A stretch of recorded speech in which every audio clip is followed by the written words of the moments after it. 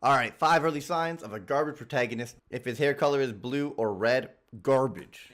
I recently made a video, 5 early signs of a garbage anime. If he is blushing near his sister, garbage. Created purely so you could know what you're getting into at If he screamed more than 3 times in the first episode, garbage. any given moment and you don't have to consult the Nux individually, and well, you wanted more because you are all intellectuals that want to grow in knowledge and deepen your understandings of the medium. Very cool. And this video will also be extremely educational and not at all meme or satire. If you think it is, then you probably missed the point entirely.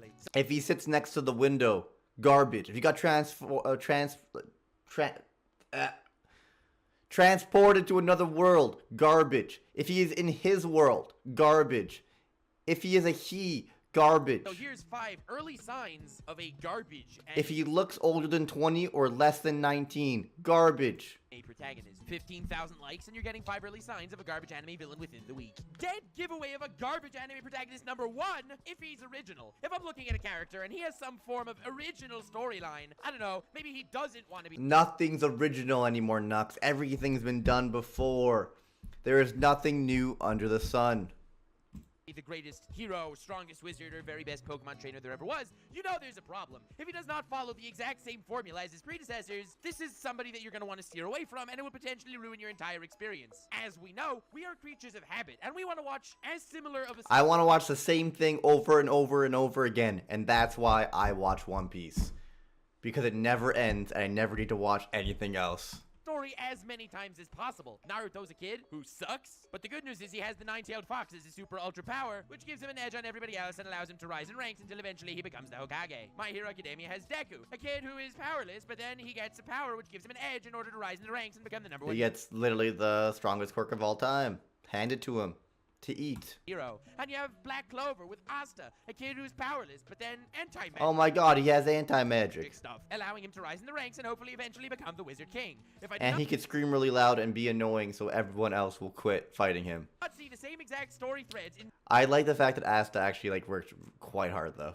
separate anime, I know that this is a bad sign. If I see a protagonist that's trying to be original, well then steer the F away. The most original anime protagonist I can think of lately is from Shield Hero. I mean, Naofumi is your very not quintessential anime protagonist. Gets trapped in a world, gets falsely accused for some heinous act that ruins his life, and he turns down a dark path, acting in the way he needs to, even if it's not the most polite and hero-like. So these are definitely original Throwback to Shield Hero, back when it was good. steps taken, which is why this anime got blasted on all forms of social media. Anime News Network attacked it for being different. How dare it actually tell a story? I hate that shit. At the end of the day, as long as there's like trigger warnings and like age ratings and proper like warnings in that regard, so that the proper audience is watching it, bring us some dark shit. There's like, it's fiction, it's not real, and why limit storytelling, and like because you're scared of hurting some people or upsetting some people. That doesn't follow the exact same tropes as other anime with a protagonist that doesn't follow the exact same tropes as other anime protagonists. When I watch an isekai anime, I want an anime character trapped in a world beloved by all with a magic smartphone that gives him infinite power, an exceptionally large harem with many different arcs. And guess what? The funny thing is, Isekai Y Smartphone got a season 2. It's getting a season 2. Types of women in there where he's insanely overpowered and beloved by all. I do not want this outcast shiz happening. How dare they? I mean, I don't really mind if anime talk about murder and stuff and there's gory deaths everywhere, but a false accusation for rape? Well, that is way too original for my taste. What? Hey yo, thanks for the follow, Not Mojo for real. How you doing? And that's a red flag as far as anime protagonists. That's why Gundam works so well. It's like 14 billion series of guys piloting giant robots in these political space action shows, and all the protagonists are the same. Well, they're not the same character, but for all these guys that are slightly stoic, that are smart and tactical and shiz, and even though they're all different characters, being that none of them are original compared to one another, that's what makes it work. I mean, just look at recent anime and you'll see that generic equals brilliance. Because Eren Yeager, in the beginning of Attack on Titan, not manga stuff, but I'm not talking manga stuff. Manga stuff didn't happen yet in the anime. Eren's a pussy bitch. And therefore, it is not real. He's your typical revenge-driven shonen protagonist that wants to take down the Titans because he freaking hates them. That is a big green check as far as protagonists go. I don't want to see something different. Then you have someone like Goblin Slayer, a guy who had a tortured backstory that drove him to a point of near insanity where his only living passion is to exterminate goblins. Goblins that, even though he does not get fame or honor by defeating these lowly creatures, he's doing something that must be done. Goblins torture villages and kidnap women. He is doing a valiant deed despite the fact that he gets no recognition for it. He is a fascinating protagonist, which is why Goblin Slayer gets tons of shiest. Everyone blasts Goblin Slayer. How dare they try something new like that? Despicable. If I don't see a... Yeah, it's another example. I like Goblin Slayer a lot. It's another example of a few dark scenes that honestly make the anime better, in my opinion, because it makes it more, how do I say, when you're trying to make something like a goblin seem, so there's a lot of games and shows, goblins are just these weak enemies, right? But they tried to make it seem gruesome and dark. In order to do that, they have to do some heinous things, right? And again, if the show has proper warnings and proper age ratings, at the end of the day, I think anything should be like, there should be no limit. You shouldn't limit what could be written or drawn just because it might hurt a couple people's feelings. What the fuck is that laxative thumbnail? Dude, Houston Jones is a beauty. I love his content. I actually love his content. I've been binging Houston Jones. Anyway, what I'm trying to say is just because something's dark and has some dark themes or dark moments, if it's used in the right way, not just because, oh, edgy is going to make people watch it, but it's used to make the world seem darker, make the goblins seem more like a threat, more gruesome, more disgusting, right? It enhances the series, right? In my opinion. And I just don't think cancel culture and fucking Twitter should stop people, should stop these series from trying new things.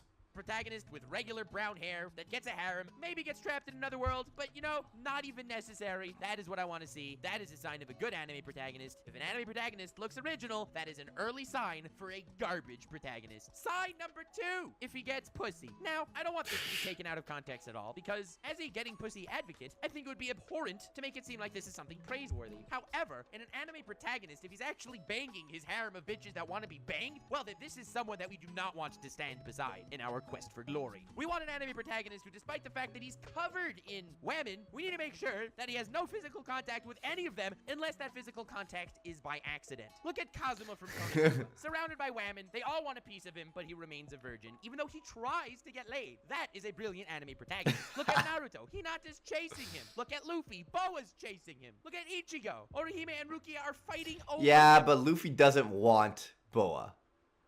Like, he likes Boa, but Luffy's not interested in that. A lot of these other characters are interested. It's just so funny. It's like, they're interested, the woman's interested, but because it's an anime, they can't do the clapping. And they are losers, so they can't get laid, even though they want it and the girl wants it. But Luffy's case is very different. Even Uraraka. I would say Luffy is pretty, what is the word? Asexual? Is it asexual? My Hero Academia wants to get Detroit smashed. We have to make sure that the protagonist does not get laid, because if he gets laid, he does not serve as a proper receptacle for our fantasies. He is someone that we have to relate to. We, as an otaku, who are assumed to be virgins, and I say assumed purely not to hurt my own self-esteem. We can't see our protagonist get laid, no matter how many characters want his D. And it's not like this is a weird happenstance to happen once in a blue moon. Literally every anime will give the protagonist the ability to smash whoever the flip he wants, and he will not do it, provided he's a good protagonist. High School DxD, Tolovru, that rod will stay in his pants. Tay is even chasing Yugi and Yu-Gi-Oh!, and his Millennium Rod goes nowhere near her. Learn from your ancestors. These are the building blocks to a brilliant anime protagonist. Even Kirito's sword never goes online. characters with insane power like One Punch Man, he will not bang, and Genos doesn't count. Even Kirito's a sword master that doesn't use his sword. And I stand by what I said. The Aincrad arc in Sword Art Online is actually a genuinely good arc. arc, and Kirito is a genuinely good character in that arc. But then, Sword Art Online goes downhill. I've always said that. And, well, here's the real reason why. After Aincrad, and he actually meets Asuna, they bang! All of a sudden, he loses all of being a protagonist. That's it. A good anime protagonist gets bitches, but not pussy. If he does? Well then, that's sign number 2 for a garbage anime protagonist. And, as a simple proof of this, the protagonist of many ecchi anime is genuinely funny. He's a good character. He's a character that I want to see more of. I mean, look at Monster Musume, High School DxD, To Love Ru, High School of the Dead, The World God Only Knows. You have a likable protagonist. Hey, the world God only knows. That's a throwback.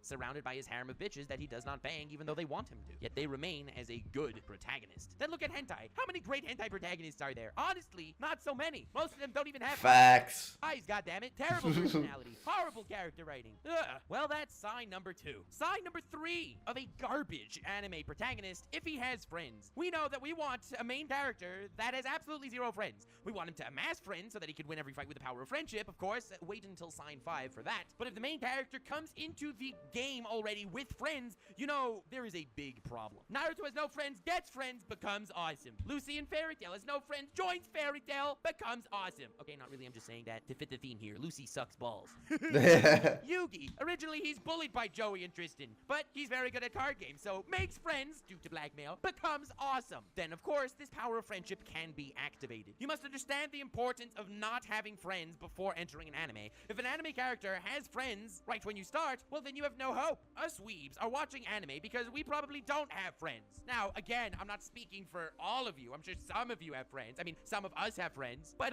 let's believe some of us don't. Just, you know, for those of you who don't, it nothing to do with me or anything, of course.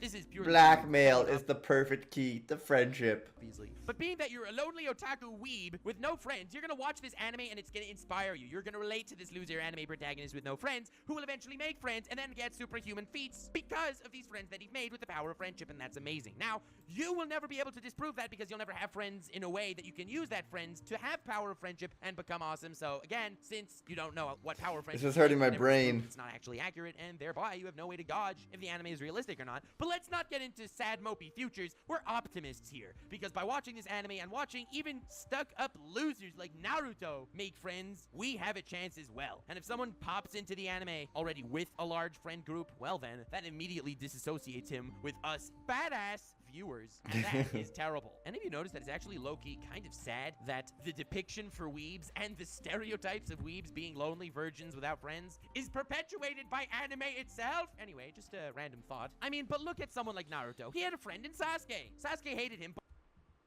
What is that thumbnail next to my head? Houston Jones. Houston Jones is a stop. Everyone keeps saying, "What's that thumbnail, dude?" You turn up the intensity. It's on the sides. Houston Jones is amazing. Oh, no, turn it off. First, I poo, I lose. Then, I shit, I quit. But now, let me present to you all the highly anticipated 3rd installment in the Houston Poopy Pants Jones trilogy called I Crap, I Tap. That's right, I've accepted the challenge of connecting a muscle-stimulating pregnancy simulator to my stomach after eating an excessive amount of sugar-free laxative gummy bears, with the only rule being, if I crap, I tap. Before we go any further, I'd like to thank the sponsor of today's video, Private Internet Access Sample 10 device for bears. I can admit that, but here's a little secret, I never. In C, if I crap my... Wait. That's right, I'm gonna eat these laxative, sugar-free gummy bears, connect this pregnancy pain simulator to my stomach, and see if I crap myself, which will force me to tap. But here's a little secret, I never tap, no matter how much crap. Now the last 2 videos that I messed around Why does he have a normal white body pillar with no waifu on it? Weird. these laxative gummy bears, I can admit that the results were less than stellar for the old H-bones. And I can say that because I'm the most humble man alive, all right? And I recognize my flaws. Man, however, this guy, he's the strongest man alive, the smartest man alive, and the most humble. I've been training my colon, my rectum, everything that involves my poop chute, exactly for this moment here, which is why I've decided to up the ante and consume X-Lax before I even start eating the laxative gummy bears, because that's how confident I am in the old poop chute here. No crap's coming out, unless I want it to. And I made sure to get maximum strength X-Lax, because...